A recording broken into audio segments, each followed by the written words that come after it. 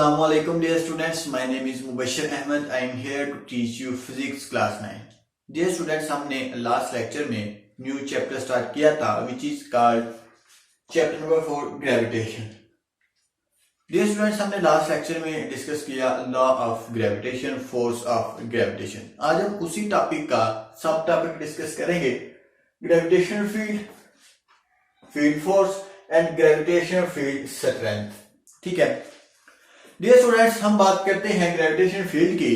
आपने देखा होगा कि एक मैग्नेट जो है उसके राउंड अबाउट एक मैग्नेटिक फील्ड होती है। अगर कोई मेटल सरफेस या कोई मेटल थिंग्स इस चीज इसके पास इसके मैग्नेटिक फील्ड के अंदर एंटर हो जाए, जैसा कि मैं आपको बताऊं कि ये एक मैग्नेट है और इसके राउंड अबाउट एक मैग्नेटिक फील्ड है और ये एक ऑब्जेक्ट है मैग्नेटिक फील्ड से बाहर पड़ा हुआ है। हमने लास्ट लेक्चर में भी इसकी एग्जांपल दी थी। अगर ये जो ऑब्जेक्ट है ये इसके मैग्नेटिक फील्ड के जो ही अंदर आएगा ये एक दूसरे को अट्रैक्ट कर लेंगे। ठीक है, ये मैग्नेट जो है उसको मेटल को अट्रैक्ट कर लेगा। इसी तरह डियर स्टूडेंट्स, जो ग्रेविटेशनल फील्ड होती है जो अर्थ के राउंड अबाउट होती है, उसके अंदर कोई भी अगर फील्ड के अंदर ग्रेविटेशनल फील्ड के अंदर कोई भी चीज आ जाती है तो वो जो अर्थ है वो भी उसको अट्रैक्ट कर लेती है अपने सेंटर की तरफ खींच लेती है। ठीक है, उम्मीद करता हूं कि आपको इसकी अच्छे से समझ आ गई होगी कि मैग्नेटिक फील्ड की भी एक फील्ड होती है और ग्रेविटेशनल फील्ड की भी एक फील्ड होती है कि जिससे वो अपने ऑब्जेक्ट को अपनी तरफ खींच लेते हैं। ठीक है, किसी भी ऑब्जेक्ट को।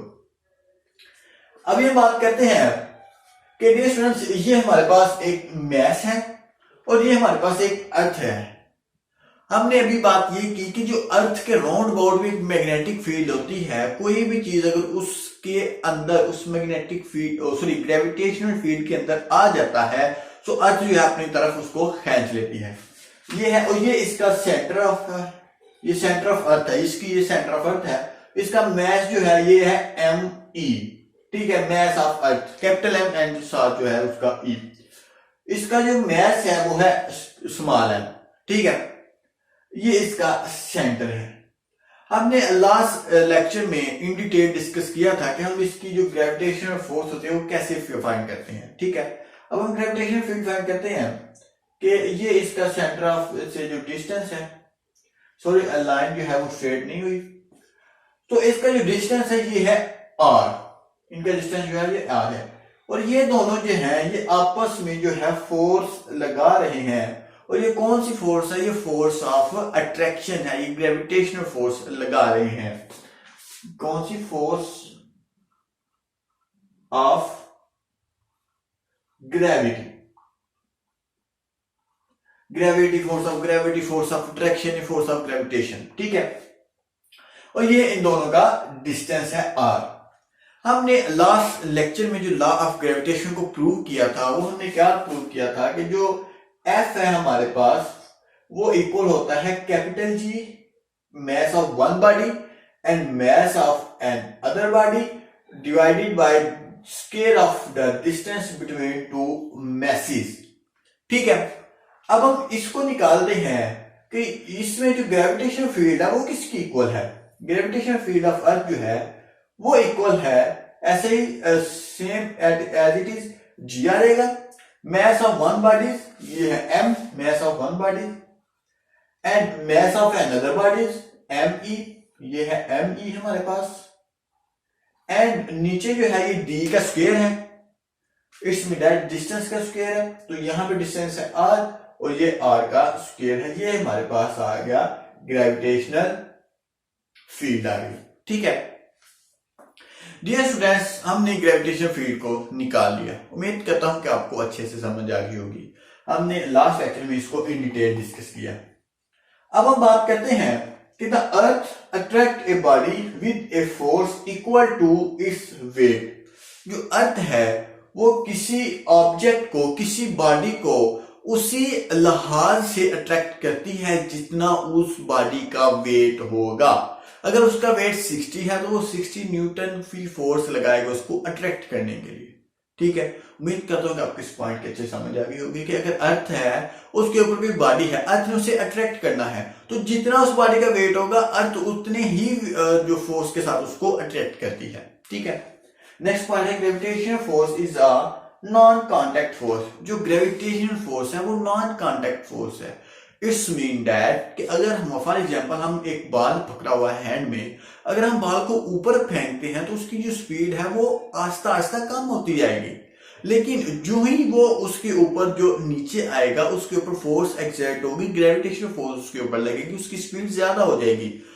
इसका मतलब जो है जो बॉल के साथ ग्रेविटेशन का कोई वायरलेस या कोई वायर वाला कोई कांटेक्ट नहीं है, लेकिन उसके साथ सिर्फ और सिर्फ नॉन कांटेक्ट ग्रेविटेशन फोर्स लग है उसके ऊपर। इसीलिए ये जो है ये नॉन कांटेक्ट फोर्स है ग्रेविटेशन, जो सिर्फ और सिर्फ ऑब्जेक्ट के ऊपर ही अप्लाई होती है। नॉन कांटेक्ट फोर्स इसे हम कह सकते हैं ग्रेविटेशन फील्ड को। ठीक है, उम्मीद करता हूं कि ग्रेविटेशन फील्ड की अच्छे से समझ आ गई होगी आपको।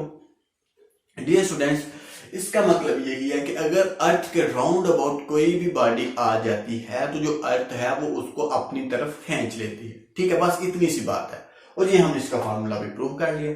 अब हम नेक्स्ट टॉपिक को डिस्कस करते हैं, field force. The gravitation pulling force acting on a body whether the body is in contact और not, such a force is called field force. इसको हम फील्ड फोर्स कहते हैं। डियर स्टूडेंट्स, फील्ड फोर्स क्या है? अगर जो है एक बॉडी है, एक बॉल है, फॉर एग्जांपल हमने बॉल की एग्जांपल ली, बॉल जो डाउनवर्ड मूव हो रही है, इट्स मीन दैट कि उसके ऊपर एक फोर्स लग रही है, वो फोर्स उसको डाउनवर्ड खींच रही है। इट्स मीन दैट उसके ऊपर ग्रेविटेशन फोर्स लग रही है, और वही gravitation force that is called field force. ठीक है, अगर एक बॉल है वो नीचे को मूव हो रही है, ग्रेविटेशन फील्ड उसके ऊपर लग रही है, जैसे कि ये एक पेंसिल है, इसके ऊपर ग्रेविटेशन फील्ड लगी, ये नीचे मूव हुई, इसके ऊपर फोर्स लगी, और वही फोर्स जो है वो ग्रेविटेशन फोर्स है, और उसे हम फील्ड फोर्स भी कहते हैं। ठीक है, उम्मीद करता हूं कि आपको फील्ड फोर्स की अच्छे से समझ आ गई होगी। अब हम बात करते हैं असम्पशंस की। Gravitation force exert all around the earth. जो ग्रेविटेशन फोर्स होती है डियर स्टूडेंट्स, वो ऑल अराउंड द अर्थ, अर्थ के चारों तरफ ही अप्लाई होती है। फॉर एग्जांपल ये हमारे पास एक अर्थ है, ये इसका सेंटर है, ये भी फोर्स, ये देखिए ये फोर्स है जो इसके सेंटर पे ही एक्ट हो रही है। ऑल अराउंड द अर्थ जो है ये इस सारे के सारे पार्ट में जो है ये है ग्रेविटेशनल फील्ड है। ठीक है, the field is directed toward the centre of earth. जो फील्ड है वो सेंटर ऑफ अर्थ से डायरेक्टली टुवर्ड होती है। फॉर एग्जांपल अगर कोई भी ऑब्जेक्ट है वो अर्थ के राउंड अबाउट पे पड़ा हुआ है, ग्रेविटेशन फील्ड भी लग रही है उसके ऊपर, अर्थ जो है उसको अपने सेंटर की तरफ खींच लेगी। जैसे कि मैंने अभी ड्रा ये किया, ये एरो ड्रा की कि अगर यहाँ बॉडी पड़ी हुई है तो ये इसको अपने सेंटर की तरफ खींचेगी। अगर एक बॉडी यहाँ पड़ी हुई है तो इसको सेंटर की तरफ खींचेगी। ऐसे जो है ये बॉडी जो अर्थ है वो डायरेक्टली टुवर्ड होती है सेंटर ऑफ अर्थ, जो फील्ड होती है इसकी। ठीक है, उम्मीद करता हूं कि आपको इसकी भी अच्छे से समझ आ गई होगी। अब हम डियर स्टूडेंट्स बात करते हैं ग्रेविटेशनल फील्ड स्ट्रेंथ की।